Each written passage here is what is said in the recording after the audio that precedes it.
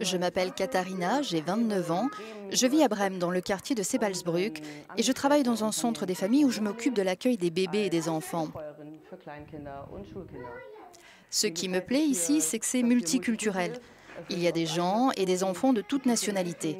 Cette diversité, c'est ce que j'aime le plus.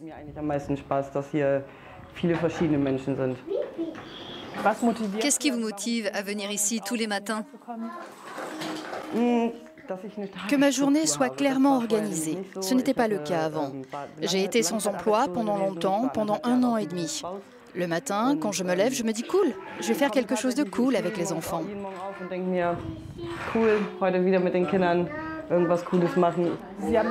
Vous avez eu votre premier enfant à l'âge de 18 ans. Pouvez-vous nous dire comment ça s'est passé pour vous? Vous m'avez dit avoir été livrée à vous-même parfois. Comment ça se passe quand on devient mère aussi jeune? Ça a été très compliqué, pas comme je l'imaginais. C'était très fatigant. Je ne pouvais pas vraiment compter sur l'aide de ma famille qui avait déjà des difficultés. Quel problème aviez-vous? Le plus difficile, c'était le côté professionnel. Réussir à tout gérer en même temps, m'occuper des enfants et faire un apprentissage. Ici, Katharina aurait pu trouver de l'aide il y a quelques années. Les parents peuvent y faire garder leurs enfants et le personnel de cette structure financée par le Land et le gouvernement fédéral passe même les prendre à domicile pour les amener au centre ou dans d'autres crèches. Dans le Land de Brême, les besoins sont immenses. On recense de nombreux parents qui vivent seuls. 40% d'entre eux sont au chômage. Un enfant sur 3 vit dans la pauvreté.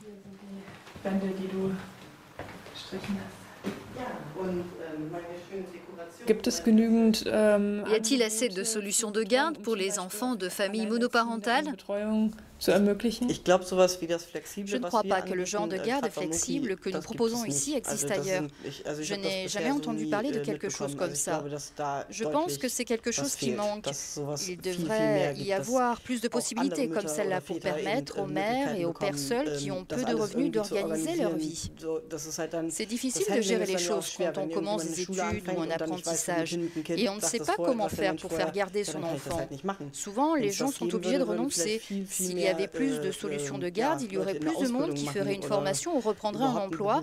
Actuellement, il y en a très peu qui y arrivent. Les élections législatives sont pour bientôt. Espérez-vous qu'elles apportent un changement, en particulier pour votre quartier, pour Brême? Absolument, j'espère en tout cas qu'il y aura plus de responsables politiques qui viendront dans les quartiers comme le mien et qu'ils se diront « Alors c'est à ça que ça ressemble ici, ces gens ont besoin d'aide ». Actuellement, ils semblent penser que le social c'est important, mais on a l'impression qu'ils ne font pas grand-chose en réalité. Je crois qu'ils n'en font pas assez. Si vous étiez chancelière, que feriez-vous en premier? Je doublerai et peut-être même triplerai le salaire des travailleurs sociaux, parce qu'ils font un travail qui nous sert à tous. Il faudra toujours s'occuper des personnes âgées et des enfants qui devraient être plus nombreux à l'avenir. C'est dans ce secteur que je changerai les choses dans tous les cas. Je donnerai aussi de meilleures conditions de travail aux travailleurs sociaux pour qu'ils aiment ce qu'ils font et qu'ils soient motivés. Je crois qu'ils sont démotivés actuellement. Leur travail est dur et ils ne reçoivent pas la rétribution qui leur est due. Die leisten Höchstarbeit hier in Deutschland und das wird meiner Meinung nach überhaupt nicht gewürdigt. D'un côté, le Land de Brême a souvent les pires statistiques en termes d'emploi et de revenus, par exemple. D'un autre côté, il y a aussi des emplois intéressants, beaucoup de gens pour qui les choses vont bien. Que pensez-vous de ces inégalités?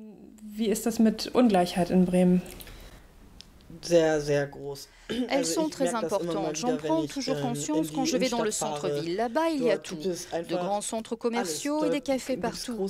Tout est fait pour les gens qui ont vraiment de l'argent. Mais quand on va dans les quartiers en périphérie, il n'y a presque rien. Il y a peu de choses pour les gens qui n'ont pas beaucoup d'argent. Il faut que ça change. Il devrait y avoir des choses pour tout le monde, peu importe que les gens aient de l'argent ou non. Und nicht halt, je nachdem wie das Portemonnaie gefüllt ist.